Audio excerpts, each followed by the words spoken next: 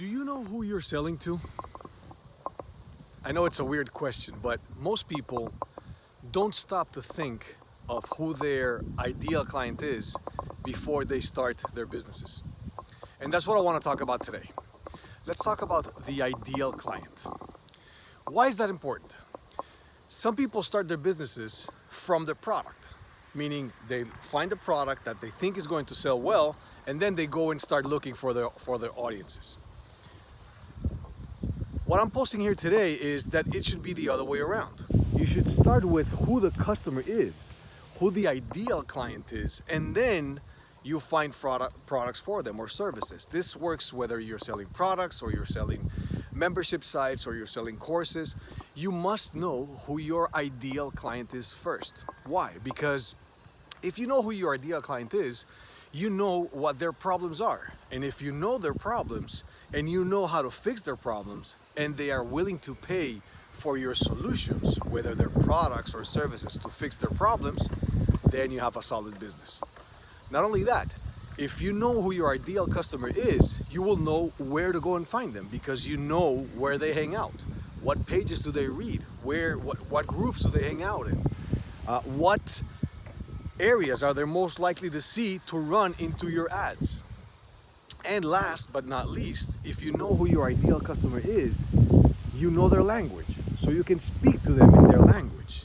You'll know whether they're a sophisticated or unsophisticated crowd, and you'll be able to tailor your message around that type of wording. So if you know that your target audience and your ideal client is somebody that wants to learn about your features very deeply, you will be able to go into features in a very technical way. If you know that your ideal client is somebody who doesn't want to mess with features but only wants to make sure that he has the results that he wants, you can tailor your message to that. So it's important to know who your ideal client is for many, many reasons. You will know where they are, you will know who they are, you will know how they speak, you will know what problems they have, and hopefully your product or your service fixes their problem. So if you haven't found out who your ideal client is, I want you to stop, sit and think.